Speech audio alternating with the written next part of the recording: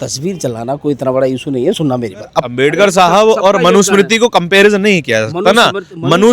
मनुस्मृति आपको और मुझे बराबर नहीं बताती, लेकिन संविधान आपको और मुझे बराबर बताता है। बताइए, आप ऑनेस्टली अपने दिल पे हाथ रख के बताइए। ऐसा है ना कि भाई मेरे लिए भीमराव अंबेडकर जी सम्मानीय है, लेकिन वो जरूरी नहीं आपके लिए भी होंगे। सुनना मेरी बात। वैसे ही गांधी जी को बहुत लोग मानते हैं, दूसरे लोग नहीं मानते हैं, बात है। लेकिन अंबेडकर जी का जो चित्र लोगों ने जलाया, मैं बता रहा हूँ, जिसने जलाया उसको पुलिस ने अरेस्ट किया, जमानत पे आया। और वैसे ही जैसे जो संविधान आज़ादी देता है, धरना प्रदर्शन करने की आज़ादी देता है, उसी संविधान ने विरोध प्रदर्शन करने की भी आज़ादी दी है। उसी संविधान में बताऊँ कि देश में कमज़ोर, ऊंच नीच और जात पात का अभी भी कुछ भेदभाव बहुत दूर दराज के एरियो में अभी भी होता है। मैं इस बात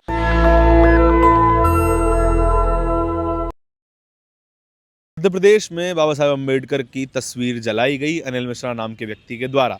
एक मैसेज देने की कोशिश की गई कि देश का एक ज़रूरी हिस्सा, एक ज़रूरी व्यक्ति जिसने एकेडमीशिया में, संविधान के निर्माण में और संविधान के निर्माता जो कहे जाते हैं, उनका अपमान किया गया।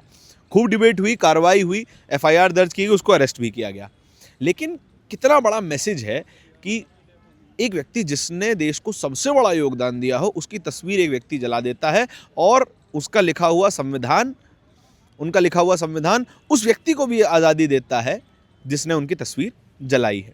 हमारे साथ एक ऐसे व्यक्ति हैं जो कि तमाम हिंदू विषयों पर कार्यक्रम करते रहते हैं, तमाम हिंदू विषयों को उठाते रहते हैं और अलग अलग जगहों पे मंदिर की खोज करते हैं। अजमेर शरीफ दरगाह में मथुरा का केस इनका है, काशी का केस इनका है।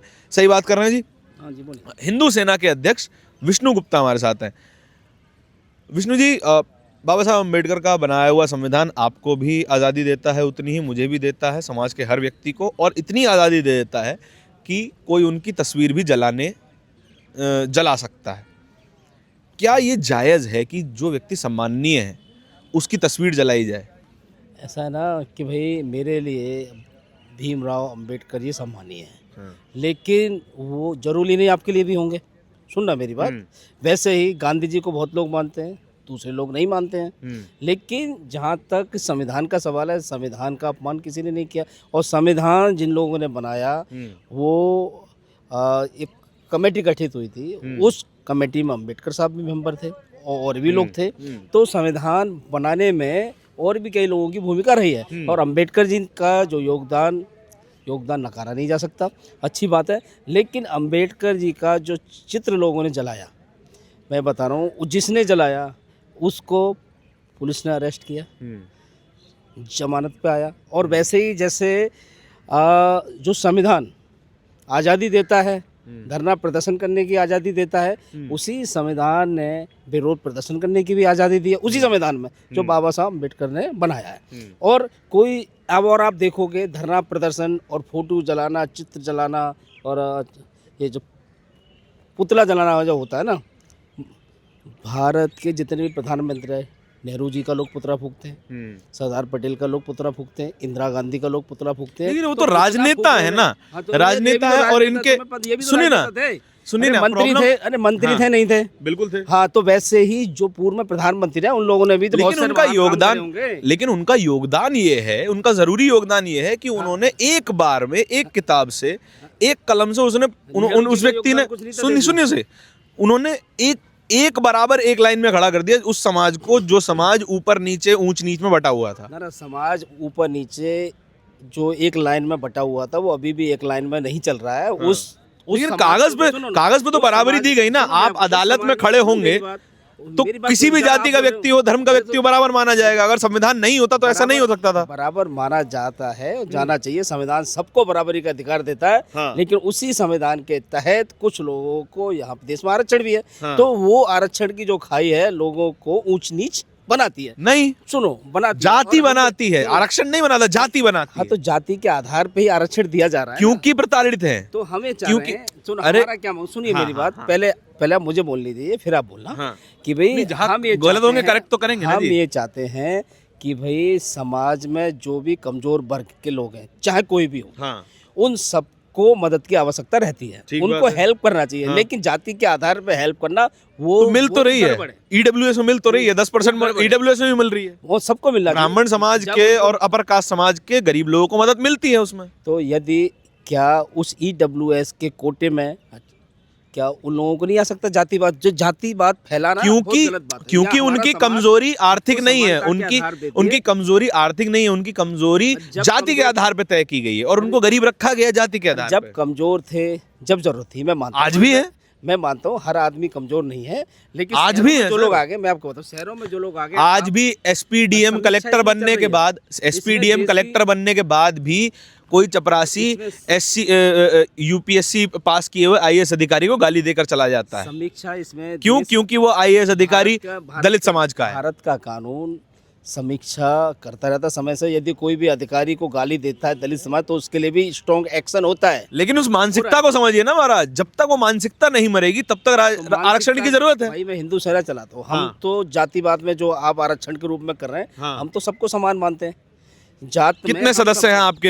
हम हमारे में आपको लाखों सदस्य हैं पूरे भारत में। लाखों नहीं, मैं उसमें नहीं बोल रहा हूँ। दलित भी है उसमें, आपके दलित ऑफिस भी हैं। बेरर, ऑफिस दलित भी बेरर, हैं। दलित भी हैं, ऑफिस बेरर दलित हैं सब।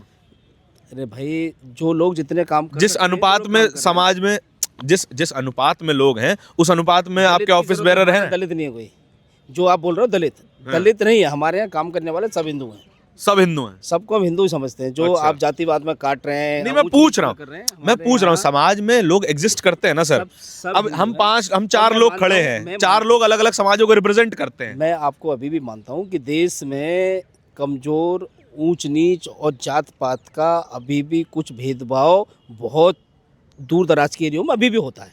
मैं इस बात को मानता हूँ, और क्योंकि इतनी हम खबरें देखते हैं, प्रभु शहरों में चल भी रहे हैं। होता है। ना शहरों में भी होता है, लेकिन इतने सख्त कानून बन हमारे चुके कई हैं। दोस्त ऐसे हैं जिनका नाम पूरा वो बताएं तो उनको घर किराए पे नहीं मिलता है। कई दोस्त मैं जानता हूँ, कम से कम 20 लोगों को ऐसे जानता हूँ जो अपना पूरा नाम, आधार कार्ड अगर मकान मालिक को दिखा दे तो उनको मकान देने से मना कर दिया जाता है। तो इसके लिए यदि कोई मना करे तो इसके लिए भी बड़े-बड़े कुछ ना कुछ शहर हैं चीजें हैं, कुछ ना कुछ लॉ कानून सब बना हुआ है। हाँ। यदि कोई आपको भेदभाव के आधार पर मकान नहीं दे रहा, यानी तो ये गड़बड़ है। तो वही तो रिजर्वेशन की जरूरत है तो बस रिजर्वेशन से आपको कोई कि उसको मकान नहीं खरीदना पड़ेगा, अच्छी नौकरी दिलवा देंगे वो, मकान अपना किराए खत मिल जाएगा। नहीं, मकान नहीं किराए पे लेना पड़ेगा, अच्छी नौकरी दिलवाइए, अपने दम पे खरीदेगा वो। हाँ, सुनो, हम बनिए हैं, गुप्ता हैं, तो क्या ठीक है, हम अच्छी नौकरी कर रहे हैं, यानी हमारे पास आपका मकान है, मैं तो किराए पे नहीं ले नहीं रहा नहीं, गुप्ता जी आप मुझे तो, कौन देगा? आप मुझे तो आरक्षण फिर दे भी दो। समाज में, आप तो फिर भी समाज में सम्माननीय है। ब्राह्मण लोग और ज्यादा सम्माननीय है ना, है। मैं तो जो बता रहा हूं, मेरी व्यक्ति नजर में हाँ, हर जो व्यक्ति आज भी नाले में उतर के काम कर रहा है उसको सम्मान वो- कौन देता है बताइए? उसको सरकार ने भी सम्मान दिया, माननीय मोदी जी ने उनके तो पाम छुए, पाम धोए हैं। तो आप ऐसा मत बोलो। लेकिन गटर में तब भी उतरना पड़ रहा है। गटर में तो सबको उतरना पड़ता है, मैं भी नहीं उतरना पड़ता सर। मैं भी दलित हूँ, मैं रोज आपके परिवार में, मेरे परिवार में कोई गटर में नहीं उतरा होगा कभी जिंदगी में। आज भी दलित समाज के लोग गटर में उतरते हैं। नित्य काम रोज सुबह करता हूँ, अपना बाथरूम भी साफ करता हूँ। मैं दलित हूँ, मैं ही सोनू, मैं ही। महाराज अपना तो करेंगे ही ना जी। हाँ, तो मैं सब कुछ हूँ ना।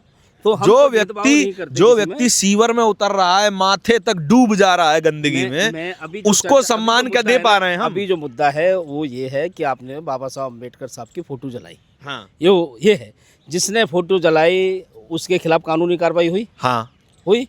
तो आप संतुष्ट हो कानूनी कार्रवाई से या नहीं हो? जो लोग भी हैं, आप जिन मैं मानसिकता पे सवाल जानना चाहता हूँ। अरे मानसिक आप हिंदू, हर प्रकार की आपसे मानसिकता सवाल है। इसलिए, मैं आपसे सवाल क्यों है मैं आपको बता देता हूँ। क्योंकि आप हिंदू सेना चलाते हैं, तो आप मेरा- हिंदुओं के मैं विचारों की ये- बात मैं करते हैं, ये राइट? कह रहा हूँ कि मैं ये कहना चाह रहा हूँ, अम्बेडकर अनिल जी मिश्रा का- जी भी हिंदू हैं। क्या अम्बेडकर एक जी का- सामान्य हिंदू ये बात मानता है कि अम्बेडकर की तस्वीर जलानी चाहिए, बाबा साहब अम्बेडकर की तस्वीर जलानी चाहिए? क्या सामान्य हिंदू ये बात मानता है? सुनो, तस्वीर जलाना कोई इतना बड़ा इशू नहीं है। सुनना मेरी बात, अब पहले मेरी बात पूरी सुनना। इस देश में मनुस्मृति भी खूब जलाई जाती है। अब देखो कितने हिंदू सड़कों पे आ रहे हैं कि हमारी मनुस्मृति जला दी। बताइए, मैं आया या फलाना कोई दूसरा आया, तो क्यों चिढ़ कर रहे हो यार? क्या है, जिनका जो मुद्दा है समाज में हर प्रकार के लोग मनुस्मृति रहते हैं। जलाने वाले लोगों पे भी FIR होती है। अरे होती, हाँ, तो यहाँ अम्बेडकर वालों पे भी हो रही है।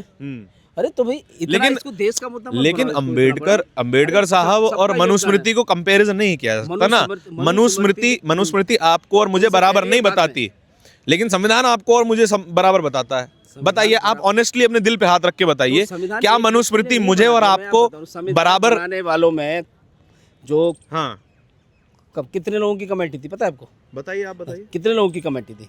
बताइए ना। कमेटी में 8-10 लोग होते हैं कम से कम, उन 8-10 लोगों ने 13 कमेटियां थी, 253 मेंबर थे। हाँ तो कोई नहीं था उनमें। हाँ। हाँ तो हर उसकी हर ड्राफ्टिंग में कमेटी, 8-10 लोग उसको तो हुए होंगे। सुनिए ना, उसकी ड्राफ्टिंग कमेटी के हेड, सबसे जरूरी कमेटी के हेड थे बाबा साहब अम्बेडकर। और उस पूरे संविधान सभा में सबसे ज्यादा पढ़े लिखे व्यक्ति बाबा साहब अम्बेडकर। ना पढ़े लिखे व्यक्ति हाँ। ठीक है, और आप देखो अम्बेडकर जी और की उनके बराबर का कोई भी नहीं था, नॉट इवन नेहरू। अम्बेडकर जी को भी आप देखोगे, अम्बेडकर जी और सावरकर जी के संबंध क्या थे, आप पढ़ना, क्या आपको थे? पता चलेगा। क्या उन्होंने थे? बहुत मदद की, अम्बेडकर जी की भी बहुत मदद हुई है। तो ऐसी बात नहीं कि अम्बेडकर जी कोई नहीं, मैं छुआछूत व्यक्ति आई एम थे। रियली, मैं अम्बेडकर जी के साथ मुझे इस बारे में जानकारी नहीं, आप थोड़ी बताइए कि सावरकर जी और अम्बेडकर जी का क्या रिश्ता था? छुआ उनकी बहुत मदद हुई है, आपस में मित्र थे, कोई ऐसा नहीं है, आपस में वो बहुत अच्छे मित्र थे और अच्छा उनकी हेल्प की गई। सर आप बड़ा और राजनीति नया में नया आप- हिस्टोरिक हाँ। फैक्ट बता रहे हो आप कि पढ़ोगे सावरकर ने अम्बेडकर जी की मदद और करी। हिंदू महासभा ने हिंदू महासभा ने भी करी? सब लोग आप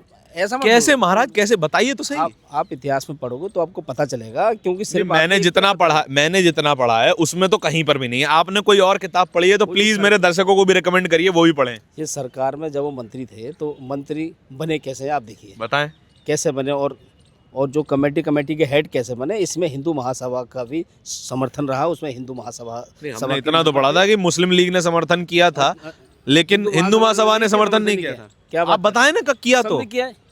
क्या बात? कुछ डिटेल तो दे महाराज। भाई हिंदू महासभा ने भी समर्थन कहाँ समर्थन उस समय किया मिली कि जुली उनकी उस समय एजुकेशन में कोई पार्टी- मदद की हो, कुछ फंड्स दिए हो, कुछ क्या उस हो? समय कोई सरकार सिर्फ एक पार्टी की नहीं थी, उसमें जितनी पार्टी थी सभी बहुत सारी पार्टियां थी। सभी हाँ। पार्टियों ने। तो आप ये मत बोलिए कि सिर्फ एक ही पार्टी ने समर्थन, हिंदू महासभा ने समर्थन किया, और संविधान जब बना तो सभी का समर्थन था, ऐसी बात नहीं है। हाँ। लेकिन एक व्यक्ति का योगदान है सिर्फ, ऐसा मत बोलो। मैं सिर्फ नहीं कह रहा हूँ, मैं कहा सबसे अहम योगदान, हाँ, है। सबसे अहम योगदान संविधान के रचयिता कहे जाते हैं। भाई उन्होंने साहब, मैं तो अपने सिर्फ इतना टाइपराइटर पे लिखा है उस पूरे संविधान को, वर्ड बाय वर्ड। अब आप बताएं। बताओगे, लिखा टाइपिस्ट थे, हैं टाइपिस्ट का कंपेयर कर रहे हैं आप? आप बता रहे हो उन्होंने अपने हाथों से लिखा। अरे तो लिखा है तो भी योगदान तो विचार है। किसका? विचार अच्छी बात है, संविधान को कितना अच्छे से लिखने वाले का विचार नहीं हो सकता जी। संविधान सबके विचार है, सबके विचार है, और जितने लोग थे उन सबका योगदान है। हाँ, अम्बेडकर जी का ज़्यादा अहम योगदान है, लेकिन जो फोटो जलाई गई, उस फोटो जलाने की जिसने जलाई उसके खिलाफ कानूनी कार्रवाई हुई, और जो भी जलाते हैं जिसको संविधान के मैं खिलाफ, आपसे उसके खिलाफ मैं आपकी कानूनी कार्रवाई कुछ होती बातों है। पे अग्री करता हूँ। मैं बताता हूँ आपके, फोटो जलाने का अधिकार संविधान देता है, विरोध करने का अधिकार संविधान देता है, राइट? मैं आपसे ये पूछ रहा हूँ, यहाँ इस देश सुनिए में तो। इस देश में तो भगवान राम की फोटो जलाई जा रही है, लेकिन उसके खिलाफ भी कार्रवाई हो रही है। लेकिन आप ये मत बोलो कि उसको कि भाई सारा देशी राम विरोधी हो गया, यानी सारा देशी अम्बेडकर विरोधी हो गया। मैं केवल हर मानसिकता प्रकार पे के सवाल लोग- पूछ रहा हूँ। अरे क्या भाई, एक इस सामान्य देश में हर हिंदू प्रकार की समर्थन मानसिकता करता है? इस देश में हर प्रकार की मानसिकता आप है। हिंदू समाज के मानने वाले हैं, हिंदू धर्म के हाँ, तो मैं सनातन मानता धर्म के हूँ। मानने वाले हैं, राइट? भाई, दलित क्या- भाई जिन लोगों को मानेंगे, हाँ। क्योंकि वो भी हिंदू हैं सबसे पहले, हाँ। दलितवाद में हाँ। उनके जो आदर्श हैं वो हमारे भी आदर्श हैं। मैं यहाँ ये कहना चाह रहा हूँ, दलित भाई जितने भी हैं, क्योंकि वो दलित अपने आप को मान रहे हैं, मतलब लेकिन मैं अम्बेडकर जी हिंदू आपके हूँ। आदर्श हैं? हाँ, सबके आदर्श हैं। हाँ। लेकिन जिन्होंने जलाई गलत कहते उनकी हैं विचारधारा देखिए, लेकिन उनके खिलाफ कानूनी कार्रवाई हुई।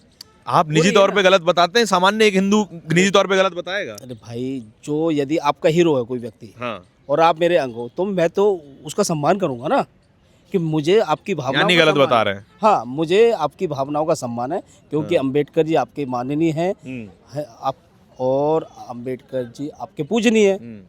पूजनीय आपके तो मेरे भी पूजनीय है, क्योंकि देश का संविधान बनाने में उनकी अहम भूमिका रही है। लेकिन जितनी निंदा इस पोस्टर जलाने की आप कह रहे हो अम्बेडकर जी की, उतनी निंदा मनुस्मृति की भी आपके चैनल के माध्यम से होनी चाहिए। ये नेशनल दस्तक है। मैं आपको बताता हूँ और क्यों उतनी नहीं होनी निंदा- चाहिए। उतनी ही निंदा हाँ। भगवान श्री राम का जब चित्र जलाया जाता है तमिलनाडु में, नहीं, राम उस जी समय भी नहीं नहीं होनी नहीं, सुनिए, डिफरेंस है। राम जी का चित्र जलाना और मनुस्मृति का चित्र प्रति जलाने में फर्क है।